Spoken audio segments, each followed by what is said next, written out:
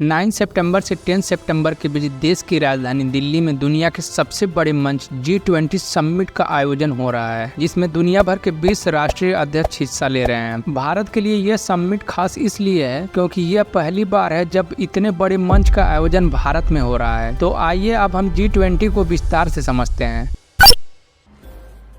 G20 क्या है? G20 को ग्रुप ऑफ 20 भी कहा जाता है। इस ग्रुप में 19 देशों के सदस्य होते हैं और ग्रुप का 20वां सदस्य यूरोपियन यूनियन होता है। यह समिट साल में एक बार आयोजित होता है। आपको बता दें कि G20 का गठन साल 1999 में हुआ था। उस समय फाइनेंस मिनिस्टर्स और बैंकों के गवर्नरों का संगठन हुआ करता था, लेकिन 2008 में अमेरिका में होने वाले फाइनेंशियल क्राइसिस को देखते हुए इस ग्रुप में राष्ट्रीय नेताओं को भी शामिल कर लिया गया।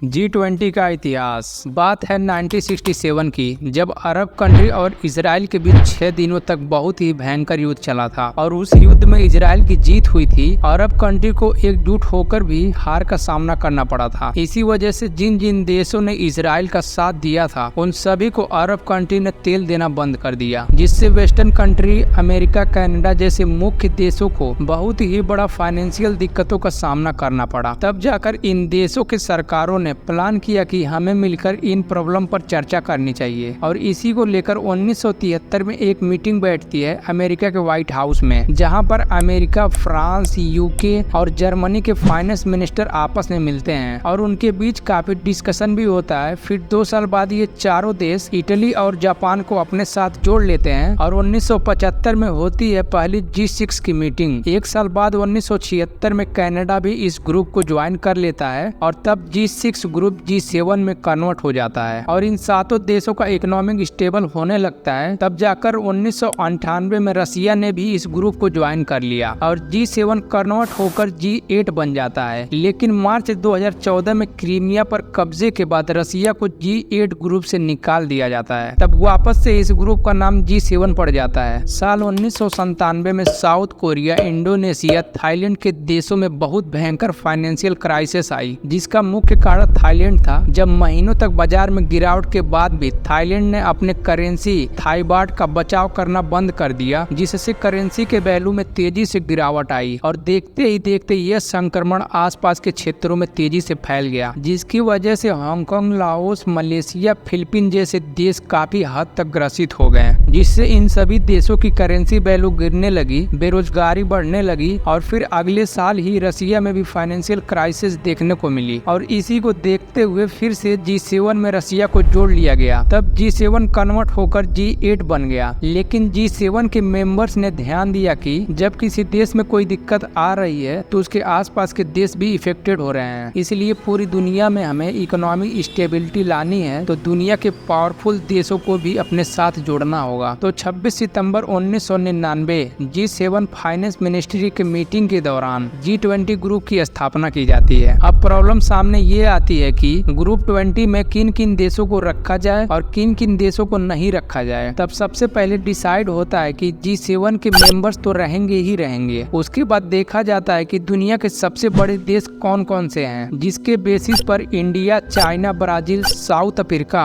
और रसिया को इंक्लूड कर लिया जाता है। फिर देखा जाता है कि रीजनली सबसे बड़ी पावर कौन सी देश है। Indonesia, south Korea, Brazil, Argentina, Mexico, Australia, Saudi Arabia, Turkey और यूरोप में G7 के देशों के अलावा यूरोपियन यूनियन को एज अ होल कंसीडर कर लिया जाता है। तो आज के दिन G20 में कुल 19 देश और एक यूरोपियन यूनियन है। G20 की मीटिंग जब भी बैठती थी तो 20 देशों के finance ministers, central bank governors ही सम्मिलित होते थे और फिर कई सालों तक ऐसे ही होता रहा। फिर 2008 में फाइनेंशियल क्राइसिस आने के कारण इन देशों ने रियलाइज किया कि हमें सीरियसली मीटिंग करनी चाहिए। सिर्फ हमारे फाइनेंस मिनिस्टर्स ही नहीं बल्कि हमारे देश के प्रधानमंत्री, राष्ट्रपति को भी मिलना चाहिए। और 2008 से ही G20 मीटिंग में फाइनेंस मिनिस्टर्स के साथ साथ प्रेसिडेंट भी सम्मिलित होने लगे।